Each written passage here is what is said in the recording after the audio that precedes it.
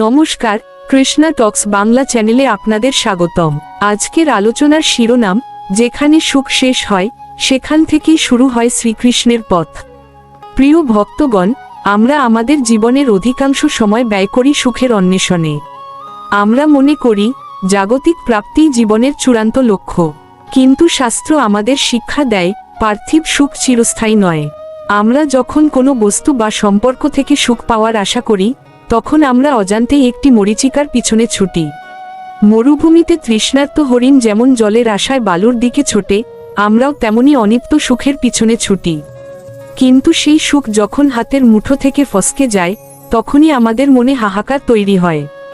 এই হাহাকারই প্রমাণ করে যে আমরা ভুল জায়গায় শান্তি খুঁজছি। শাস্ত্রের আলোকে জাগতিক সুখের সংজ্ঞা। শ্রীমদ্ভগবদ্গীতায় ভগবান শ্রীকৃষ্ণ অর্জুনকে জগতের প্রকৃত স্বরূপ বুঝিয়ে বলেছেন। তিনি এই জগৎকে বলেছেন দুঃখালয়মশাশ্বতম। শ্লোক: অনিত্যং সুখং লোকমিমং প্রাপ্য ভজস্ব মাম। গীতা নবম অধ্যায়ের 33 নং শ্লোক। অর্থ: এই অনিত্য ও সুখহীন জগৎ লাভ করে তুমি আমার ভজনা করো। অর্থাৎ ভগবান নিজেই বলে দিয়েছেন যে এখানে চিরস্থায়ী সুখ খোঁজা বৃথা। যেখানে জাগতিক সুখের সীমা শেষ হয়, ঠিক সেখান থেকেই ভগবানের করুণার দ্বার উন্মুক্ত হয়। মায়ার বন্ধন ও আমাদের বিভ্রান্তি। কেন আমরা সুখকে ফাঁকি মনে করি? কারণ আমরা মায়ার দ্বারা মোহিত। মায়া আমাদের এমন সব জিনিসের প্রতি আসক্ত করে যা সময়ের সাথে সাথে নষ্ট হয়ে যায়। টাকা পয়সা, পদমর্যাদা বা রূপ, এগুলো সাময়িক। যখন এই মায়ার আবরণ ছিন্ন হয়, তখন মানুষ একা হয়ে পড়ে। আর এই একাকিত্বই তাকে বাধ্য করে একজন পরম আশ্রয়ের সন্ধান করতে। যখন সুখ ফাঁকি দেয়, তখন কৃষ্ণ ধরা দেয়। মানুষ যখন সব দিক থেকে ব্যর্থ হয়, যখন তার প্রিয়জনেরা তাকে ছেড়ে চলে যায় বা তার অর্জিত সম্পদ তাকে শান্তি দিতে পারে না, তখনই সে আকুল হয়ে ভগবানকে ডাকে। যতক্ষণ আমাদের হাতে বিকল্প থাকে, ততক্ষণ আমরা কৃষ্ণকে পূর্ণভাবে ডাকি না। তাই সুখের সমাপ্তি আসলে কৃষ্ণের সাথে মিলনের প্রথম পদক্ষেপ। দুঃখের প্রয়োজনীয়তা ও আধ্যাত্মিক জাগরণ। আমরা দুঃখকে ভয় পাই, কিন্তু আধ্যাত্মিক পথে দুঃখ হল পরম বন্ধু। কুন্তী দেবী ভগবানের কাছে বিপদ চেয়েছিলেন, কারণ বিপদে পড়লেই ভগবানকে বেশি মনে পড়ে। সুখ মানুষকে অহংকারী ও বিস্মৃতিপরায়ণ করে তোলে, আর দুঃখ মানুষকে বিনম্র করে কৃষ্ণের চরণে টেনে আনে। আত্মার চিরন্তন তৃষ্ণা বনাম জাগতিক তৃপ্তি। আমাদের আত্মা হল পরমাত্মা শ্রীকৃষ্ণের অংশ। একটি ছোট জলবিন্দু যেমন সমুদ্রে না মেশা পর্যন্ত অস্থির থাকে, তেমনি আমাদের আত্মাও যতক্ষণ না পরমাত্মার সান্নিধ্য পায়, ততক্ষণ সে জাগতিক কোনো কিছুতেই পূর্ণ তৃপ্তি পায় না। এই অতৃপ্তিই আমাদের মনে করিয়ে দেয় যে সুখের শেষ সীমানায় কৃষ্ণ দাঁড়িয়ে আছেন। গীতায় নিষ্কাম কর্ম ও স্থিতপ্রজ্ঞতা, কর্মে যুক্ত থেকেও আত্মার উদ্দেশ্য জানা। শ্লোক: যস্তিন্দ্রিয়ানি মনসা নিয়মার্তার্জুন। কর্মেন্দ্রিয়ই কর্মযোগমশক্ত সব ঈশিষ্যতে। গীতা 3য় অধ্যায়ের 7 নং শ্লোক। অর্থ: যিনি মনের দ্বারা ইন্দ্রিয়সমূহ সংযত করে আসক্তিহীনভাবে কর্মযোগের অনুষ্ঠান করেন, তিনিই শ্রেষ্ঠ। যখন আমরা ফলের আশা ছেড়ে কাজ করি, তখন সুখ দুঃখের ঊর্ধ্বে এক স্থির আনন্দ লাভ করি। সম্পর্ক ও অর্থের মায়াজাল। বাস্তব জীবনে আমরা দেখি, অনেক টাকা থাকার পরেও মানুষের মনে শান্তি নেই। অনেক প্রিয় মানুষ থাকার পরেও মানুষ নিঃসঙ্গ বোধ করে। কেন এমন হয়? কারণ এগুলি মায়ার সৃষ্টি। মায়া আমাদের দেখায় একরকম, কিন্তু দেয় অন্য কিছু। যখন এই মায়াজাল ছিঁড়ে যায়, তখনই আমরা বুঝতে পারি সত্যিকারের আশ্রয় কেবল কৃষ্ণ। শ্রীকৃষ্ণের নামের অলৌকিক শক্তি। পার্থিব সুখ যেখানে শেষ হয়, সেখানে হরে কৃষ্ণ মহামন্ত্রের শক্তি শুরু হয়। জপ বা কীর্তন আমাদের হৃদয়ের আয়নার ওপর জমে থাকা ধুলোবালি পরিষ্কার করে দেয়। এই আনন্দের কোনো ক্ষয় নেই, বরং এটি দিনে দিনে বৃদ্ধি পায়। কুরুক্ষেত্রের শিক্ষা, চূড়ান্ত সংকট ও কৃষ্ণ। অর্জুন যখন কুরুক্ষেত্রের ময়দানে বিষাদগ্রস্ত হয়ে পড়েছিলেন, তার সমস্ত বীরত্ব ও সুখের আশা যখন ম্লান হয়ে গিয়েছিল, ঠিক তখনই শ্রীকৃষ্ণ তাকে গীতার জ্ঞান দান করেছিলেন। অর্জুনের সেই চরম বিষাদই ছিল পরম প্রসাদ লাভের মুহূর্ত। আমাদের জীবনেও যখন চরম অন্ধকার আসে, জানবেন শ্রীকৃষ্ণ প্রদীপ হাতে সেখানেই দাঁড়িয়ে আছেন। ভক্তির পথে প্রথম পদক্ষেপ। ভক্তি শুরু হয় বিশ্বাস থেকে। যখন আমরা বুঝতে পারি যে জাগতিক সুখ আমাকে পূর্ণতা দিতে পারছে না, তখন আমরা বিশ্বাসের সাথে ভগবানের পথ অনুসরণ করি। এই পথই আমাদের নিয়ে যায় চিরস্থায়ী আনন্দের অভিমুখে। জাগতিক বাসনা ত্যাগের মহিমা। বাসনা হলো আগুনের মতো, ঘৃত দিলে যেমন আগুন আরো বাড়ে, বাসনা পূর্ণ করলে তৃপ্তি বাড়ে না, বরং আরো বাড়ে। কিন্তু কৃষ্ণভক্তি বাসনার আগুন নিভিয়ে দেয় এবং হৃদয়কে শীতল করে। কেন বারবার অশান্তি ফিরে আসে?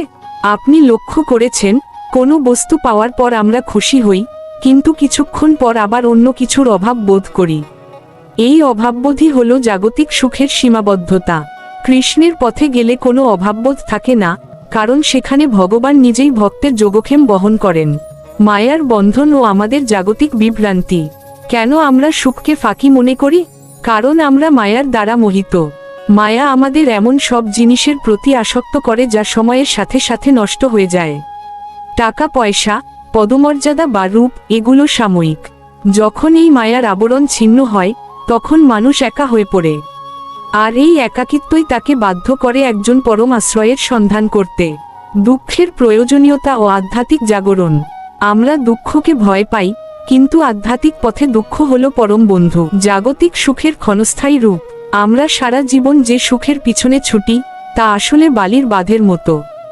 আজ যাকে আমরা পরম প্রাপ্তি মনে করছি, কাল সময়ের আবর্তে তা ধূলিসাৎ হয়ে যায়। শাস্ত্র আমাদের বলে, এই জগৎ অনিত্য এবং অসুখম, অর্থাৎ এখানে সুখের কোনো স্থায়ী ভিত্তি নেই। যখন এই ক্ষণস্থায়ী সুখের সীমানা শেষ হয়ে যায়, তখনই মানুষ বুঝতে পারে তার একজন চিরস্থায়ী আশ্রয়ের প্রয়োজন। সুখের অবসান ও বৈরাগ্যের উদয়। মানুষের জীবনে বৈরাগ্য তখনই আসে যখন সে জাগতিক সুখের অসারতা বুঝতে পারে। যতক্ষণ আমাদের হাতে ভোগের রসদ থাকে, ততক্ষণ আমরা ভগবানের কথা ভাবি না। কিন্তু যখন সব সুখ আমাদের ফাঁকি দিয়ে চলে যায়, তখনই মনের গভীরে এক দিব্য চেতনার উদয় হয়। এই শূন্যতাই হল কৃষ্ণের চরণে ফেরার প্রথম সিঁড়ি।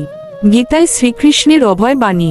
ভগবান শ্রীকৃষ্ণ গীতায় অর্জুনকে বলেছেন যে, এই মায়া পার হওয়া অত্যন্ত কঠিন, কিন্তু যারা তার চরণে শরণাগত হয়, তারা অনায়াসেই এই মায়াসাগর পার হতে পারে।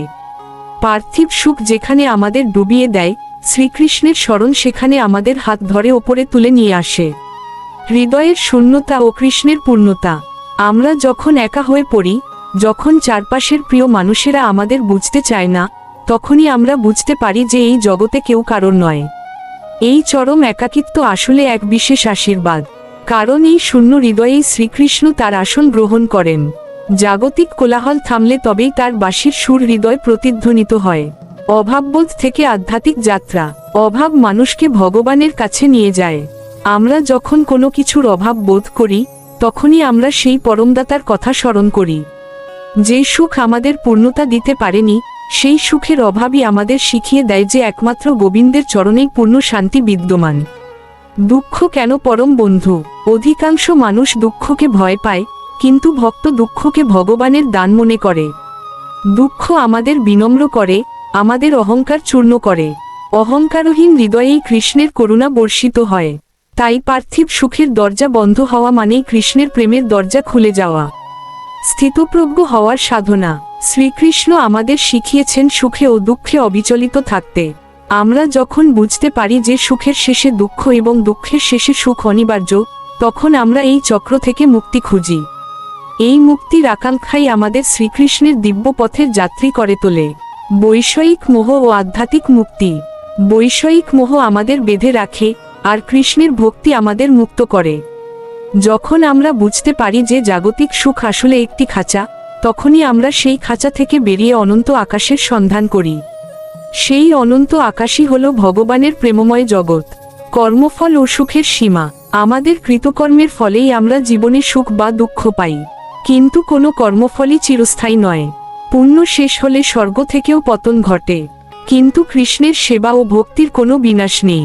যেখানে কর্মফলের সুখ শেষ হয়, সেখান থেকেই ভক্তির অক্ষয় পথ শুরু হয়।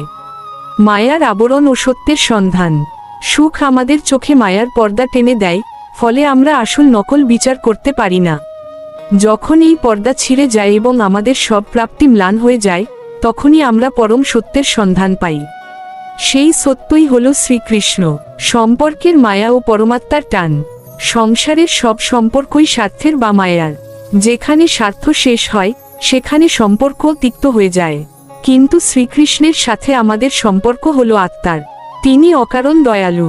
পার্থিব ভালোবাসার সীমা যেখানে শেষ, কৃষ্ণের নিঃস্বার্থ ভালোবাসার শুরু ঠিক সেখান থেকেই। অন্তরের প্রশান্তি বনাম জাগতিক উত্তেজনা। জাগতিক সুখ আমাদের সাময়িক উত্তেজনা দেয়, কিন্তু প্রশান্তি দেয় না। এই উত্তেজনার শেষে আসে অবসাদ, কিন্তু কৃষ্ণের পথে রয়েছে গভীর প্রশান্তি। এই শান্তি কোনো বস্তু বা ব্যক্তির ওপর নির্ভর করে না, এটি কেবল ভক্তির ওপর নির্ভর করে। অহংকার নাশ ও কৃষ্ণের সান্নিধ্য। মানুষ যখন সুখে থাকে তখন সে নিজেকেই সব মনে করে, কিন্তু যখন সে সব হারিয়ে নিঃস্ব হয় তখন তার অহংকার চূর্ণ হয়। চূর্ণ হওয়া সেই হৃদয় শ্রীকৃষ্ণ তার করুণার সুধা ঢেলে দেন। তাই সুখের অভাব আসলে ভগবানের এক গভীর আলিঙ্গন। পার্থিব প্রাপ্তি বনাম আধ্যাত্মিক সিদ্ধি। আমরা যা অর্জন করি তা একদিন এখানেই রেখে যেতে হবে। এই সত্যটি অনুধাবন করা মাত্রই আমাদের জাগতিক সুখের মোহ কেটে যায়। তখনই আমরা এমন কিছু অর্জনের চেষ্টা করি যা মৃত্যুর পরেও সাথে যাবে, আর তা হলো কৃষ্ণনাম। বাঁশির সুর ও ব্যাকুলতা। সংসারের গোলমালে আমরা কৃষ্ণের সেই আহ্বান শুনতে পাই না। যখন দুঃখের নীরবতা নেমে আসে তখনই সেই মধুর বাঁশির সুর আমাদের ব্যাকুল করে তোলে। এই ব্যাকুলতাই ভক্তকে সংসার থেকে সরিয়ে বৈকুণ্ঠের পথে নিয়ে যায়। বিশ্বাস ও আত্মসমর্পণ। জাগতিক সুখের ওপর যখন আমাদের আর কোনো নিয়ন্ত্রণ থাকে না, তখনই আমরা পূর্ণভাবে আত্মসমর্পণ করতে শিখি। এই আত্মসমর্পণই হল কৃষ্ণের পথে চলার মূল শক্তি। যেখানে আমাদের নিজেদের ক্ষমতা শেষ হয়, সেখানে কৃষ্ণের কৃপা শুরু হয়। জীবনের আসল লক্ষ্য। আমরা ভুলে যাই যে আমরা এখানে কেবল কিছুদিনের জন্য এসেছি। জাগতিক সুখ আমাদের এই সত্যটি ভুলিয়ে রাখে, কিন্তু সুখের অবসান আমাদের মনে করিয়ে দেয় যে আমাদের আসল গন্তব্য হল গোলক বৃন্দাবন। ভক্তির অমৃত রস। জাগতিক সুখের স্বাদ নোনতা জলের মতো, যা তৃষ্ণা বাড়ায়, কিন্তু ভক্তির রস হলো অমৃতের মতো। যখন মানুষ এই অমৃতের স্বাদ পায় তখন দুনিয়ার সব সুখ তার কাছে তুচ্ছ মনে হয়। যেখানে বিষয়ের সুখ শেষ, সেখানেই ভক্তির অমৃতের সূচনা। প্রতিকূলতাই যখন পরম আশীর্বাদ। মানুষ যখন সব দিক থেকে বাধা পায় তখনই সে বুঝতে পারে যে এই সংসারে পরম আপন বলে কেউ নেই। এই প্রতিকূলতা আসলে শ্রীকৃষ্ণের একটি কৌশল। তিনি চান আপনি যেন জাগতিক মায়ার মায়া ত্যাগ করে তার দিকে ফিরে তাকান। যেখানে আপনার সহ্য শক্তি শেষ হয়, সেখান থেকেই কৃষ্ণের অলৌকিক শক্তি আপনার জীবনে কাজ শুরু করে। কেন ঈশ্বর আমাদের পরীক্ষা নেন? অনেকে মনে করেন ভগবান আমাদের দুঃখ দিয়ে পরীক্ষা করছেন। আসলে তিনি পরীক্ষা নেন না, তিনি আমাদের পবিত্র করেন। সোনা যেমন আগুনে পুড়ে উজ্জ্বল হয়, তেমনি মানুষের হৃদয়ও দুঃখের আগুনে পুড়ে সব কলুষতা মুক্ত হয়। জাগতিক সুখের আবর্জনা সরে গেলে তবেই সেখানে ভক্তির পদ্ম ফুটে ওঠে। স্থির আনন্দের উৎস সন্ধান। আমরা যে সুখের জন্য লড়ছি তা বাহ্যিক পরিস্থিতির ওপর নির্ভর করে। টাকা থাকলে সুখ, শরীর ভালো থাকলে সুখ, এগুলো সবই শর্তসাপেক্ষ। কিন্তু শ্রীকৃষ্ণের পথ আমাদের এমন এক আনন্দের সন্ধান দেয় যা কোনো পরিস্থিতির ধার ধারে না। জেলে থেকেও যেমন বাসুদেব আনন্দিত ছিলেন, প্রকৃত ভক্ত অভাবের মাঝে থেকেও কৃষ্ণের প্রেমে বিভোর থাকেন। মায়ার চশমা ও সত্যের আলো। সুখ হলো একটি রঙিন চশমার মতো, যা আমাদের চোখকে সত্য দেখতে বাধা দেয়। যখন সেই চশমা ভেঙে যায় এবং আমরা জগৎকে তার আসল রূপে দেখি, তখনই আমাদের মনে বৈরাগ্য আসে। এই বৈরাগ্যই হলো জ্ঞানের প্রথম আলো। এই আলোতেই আমরা দেখতে পাই যে শ্রীকৃষ্ণই আমাদের একমাত্র পথ এবং পরম গন্তব্য। কৃষ্ণের বাঁশির সুর বনাম জগতের কোলাহল। জাগতিক প্রাপ্তির কোলাহলে আমরা অত্যন্ত ব্যস্ত থাকি। যখন সেই উৎসবের আলো নিভে যায় এবং চারিদিকের কোলাহল থেমে যায়, তখনই নিভৃত হৃদয় কৃষ্ণের করুণ বাঁশির সুর শোনা যায়। এই সুরই আমাদের মনে করিয়ে দেয় যে আমরা বৃন্দাবনের সন্তান, এই অনিত্য জগতের দাস নই। অনন্ত প্রতীক্ষার অবসান। জন্ম জন্মান্তর ধরে আমরা সুখের খোঁজে ঘুরে বেড়াচ্ছি, কিন্তু প্রতিবারই আমরা শূন্য হাতে ফিরে এসেছি। যখন আমরা এই ফেরার যন্ত্রণায় ক্লান্ত হয়ে পড়ি এবং সব আশা ছেড়ে দিই, ঠিক তখনই শ্রীকৃষ্ণ আমাদের হাত ধরেন। যেখানে মানুষের সব চেষ্টা ও আশা শেষ হয়ে যায়, সেখান থেকেই শুরু হয় ভগবানের অনন্ত করুণার যাত্রা। শ্রীকৃষ্ণের প্রেম ও করুণার ধারা। ভগবান ভক্তবৎসল। তিনি চান না তার সন্তানরা মায়ার গোলকধাঁধায় হারিয়ে যাক।